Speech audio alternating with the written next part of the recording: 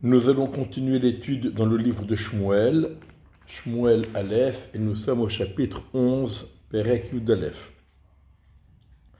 Alors on se rappelle que dans le chapitre 10, donc dans le chapitre 9, au cours de la recherche des mules perdues de son père, Shaoul se retrouve face au prophète Shmuel, et effectivement, Shaoul est le roi annoncé la veille par Akadosh Baruch Hu au prophète Shmuel. Donc Shmuel va le retenir et va le oindre dans l'intimité, en toute discrétion. Et au chapitre 10, Shmuel présente Shaoul aux tribus d'Israël comme étant le roi qu'ils avaient réclamé et que Dieu a choisi. Shaoul fait preuve d'une extrême humilité et apparemment il n'a pas pris conscience de son nouveau titre et de son nouveau rôle.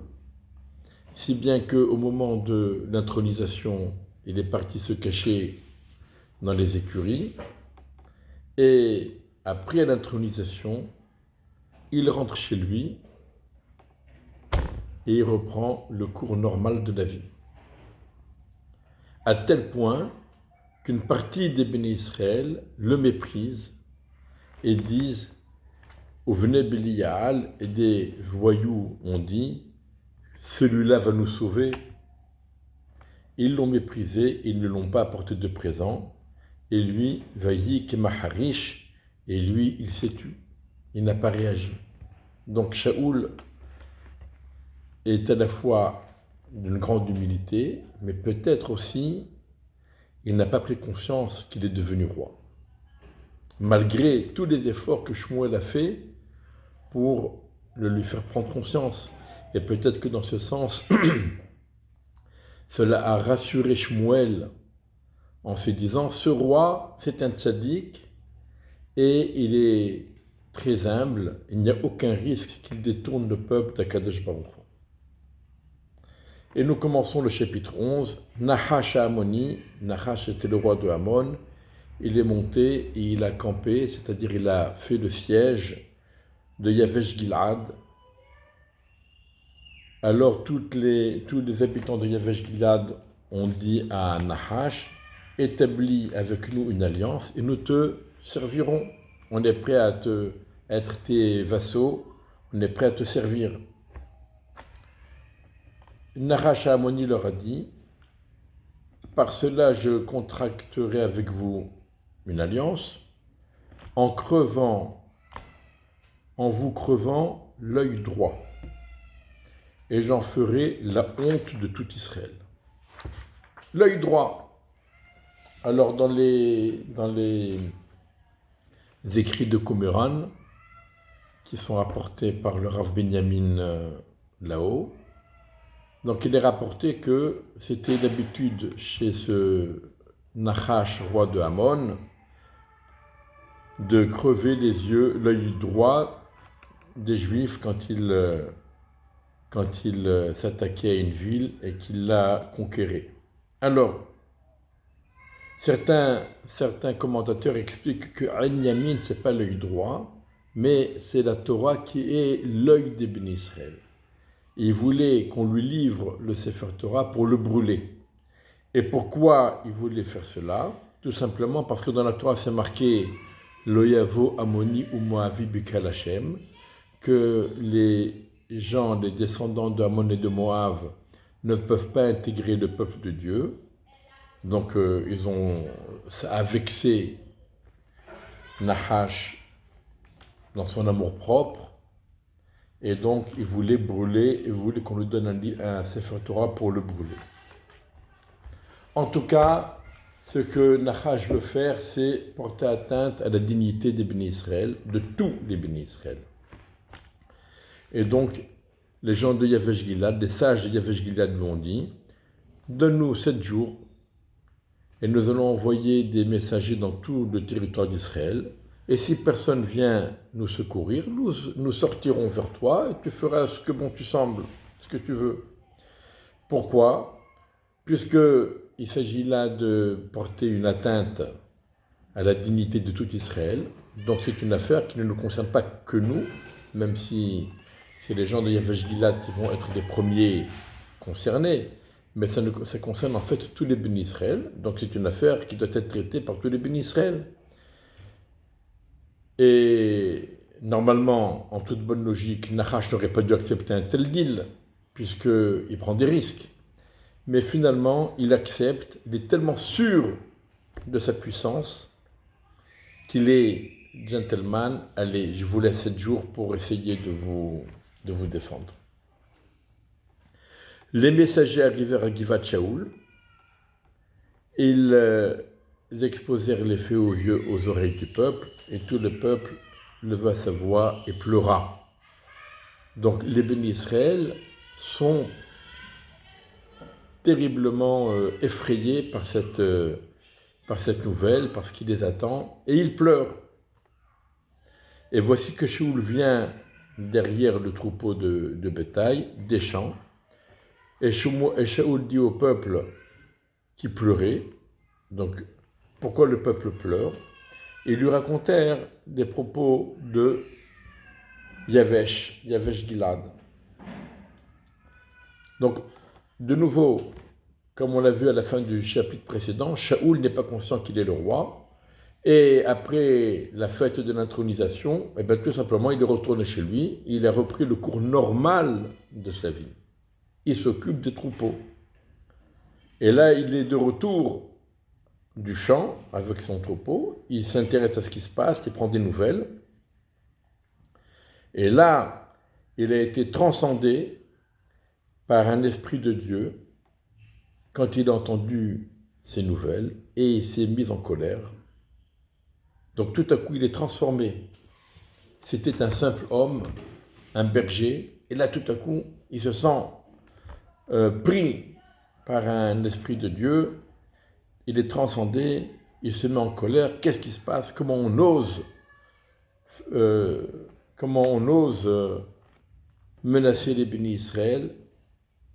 Il a pris un couple de taureaux, il l'a découpé en morceaux, et il l'a envoyé dans toutes les frontières d'Israël par les messagers en disant « Celui qui ne sortira pas derrière Shaoul et derrière Shemuel, ainsi sera fait à son bétail. » Et une peur, la crainte de Dieu s'est emparée de tout le peuple et ils sont partis comme un homme. Donc ici, il y a plusieurs points.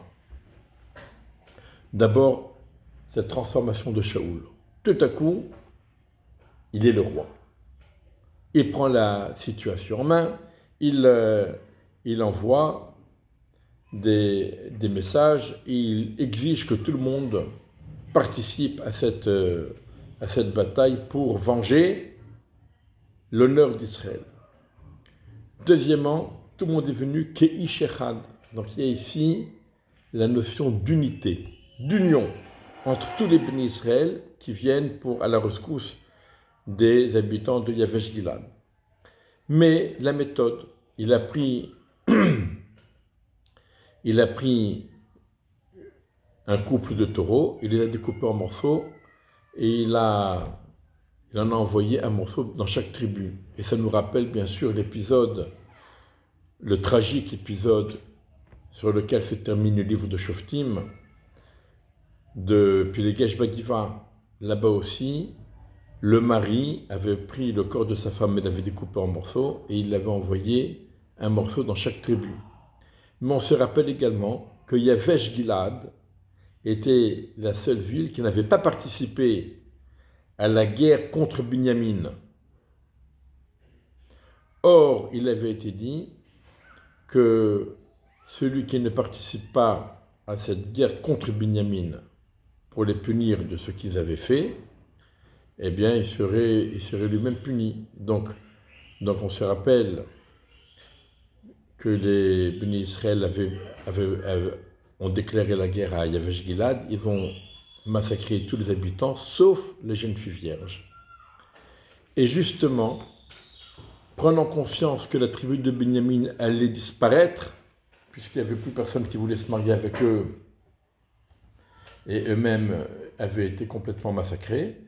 Donc, les filles de Yavesh Gilad, qui avaient été épargnées, ont été données en épouse au, au dernier, au dernier, au dernier, au dernier jeune homme de la tribu de Binyamin qui restait.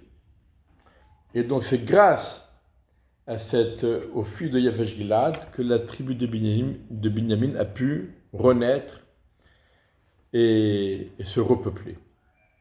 Et là, ce sont les gens de Yavesh Gilad qui sont maintenant dans la détresse et qui appellent au secours les Béné Israël. C'est Shaoul qui est de la tribu de Binyamin qui va prendre les choses en main et qui va les sauver. Alors,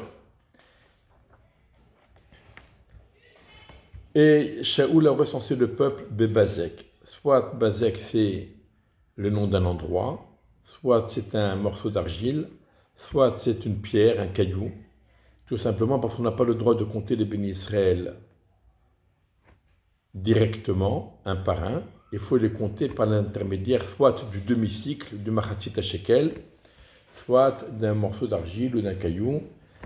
Plus tard, on verra que Shaoul va les recenser par l'intermédiaire d'un agneau. Chacun devra apporter un agneau. Alors, en tout cas, il les a recensés à Bazek. Et les Béné Israël étaient au nombre de 300 000. Et les gens de la tribu de Yehuda, il y en avait 30 000. Ce qui fait en tout 330 000. Et ils ont dit aux messagers qui étaient venus, ainsi vous direz aux habitants de Yavesh Gilad, demain vous aurez le sauvetage. Lorsque le soleil sera au plus chaud, ça veut dire au zénith, à la mi-journée, demain vous serez sauvés. Et les messagers sont venus et ils ont dit aux gens de Yavesh Gilad, et ceux-ci se réjouirent. Les habitants de Yavesh Gilad ont dit à Nachash Amoni, demain nous viendrons à toi et tu nous feras ce que bon te semble. C'est-à-dire pour ne pas que Nachash s'imagine et prenne des précautions de peur qu'il y ait une guerre ou quelque chose. Donc pour l'endormir, ils ont dit, bon, on n'a pas trouvé personne ne veut nous aider, donc demain on viendra et puis tu feras ce que tu voudras. Ce fut le lendemain. Shaoul a départagé le peuple, donc le peuple ça veut dire l'armée, en 3 groupes. Ils ont pénétré à l'intérieur du camp de Hamon au petit matin, ça veut dire juste avant l'aube, dans la dernière partie de la nuit. Ils ont frappé Hamon jusqu'à la mi-journée et ceux qui sont restés, ils se sont éparpillés à tel point qu'il n'y avait pas 2 qui étaient ensemble. Le peuple dit à Shmuel, qui disait « Shaol régnera sur nous » donnez-nous ces hommes-là et nous allons les massacrer. Ça veut dire le peuple s'est rendu compte que Shaoul était à la hauteur de ce qu'on attendait de lui. Et donc ils ont dit, ceux qui ont méprisé Shaoul lors de l'intronisation méritent d'être mis à mort. Et donc livrez-les-nous. Et Shaoul a dit, personne ne mourra aujourd'hui, car aujourd'hui, Dieu a sauvé Israël. Alors là, il y a quelque chose d'extraordinaire. D'abord, l'humilité de Shaoul est là. Personne ne mourra, c'est Dieu qui a sauvé les Béné Israël, ce n'est pas moi, c'est Dieu. Donc il faut remercier Hachem, et il ne faut pas se livrer à des comptes d'ego, à des luttes d'ego. Mais ce qui est très important, c'est que le peuple s'est adressé à Shmuel en lui disant « Livre-nous ceux qui ont méprisé Shaoul ». Mais qui répond? Ce n'est pas Shmuel, c'est Shaoul qui répond. Shaoul a pris conscience qu'il est le roi. Shaoul a pris conscience que c'est lui qui décide. Il ne laisse pas Shmuel le faire à sa place. il prend la parole devant Shmuel, alors que les Béné Israël s'étaient adressés à Shmuel, c'est Shaoul qui va répondre et qui va dire « c'est moi qui décide, personne ne mourra ». Là, il y a un changement. D'un côté, bien sûr, Shaoul est fidèle à Kadosh Baruch Hu, et il le dit, comme Yosef l'avait dit, c'est pas moi, Biladai, ce n'est pas moi qui comprends les rêves, c'est Dieu qui va répondre à la quiétude de Paro. Yosef avait immédiatement remis les points sur les i, tout dépend d'Hachem. Là aussi, Shaoul immédiatement, tout dépend d'Hachem. C'est Hachem qui nous a sauvés. C'est Hachem qui a livré nos ennemis entre nos mains. Mais d'un autre côté, on voit qu'il a pris son rôle, il a pris la dimension de son rôle, de son titre, et maintenant c'est lui le roi. Ce n'est plus Shmuel. Shmuel dit au peuple, allons à Gilgal et rétablissons là-bas la royauté. Nechadeh, ça veut dire une nouvelle fois. La première fois, dans le chapitre 10, le principal intéressé, Shaoul, n'était même pas conscient qu'il devenait roi. À tel point que même une partie du peuple a continué à le mépriser et à ne pas tenir compte de son statut. Si bien que lorsque les messagers de Yavesh Gilad étaient venus, Shaoul avait dit « Tout le monde doit venir ».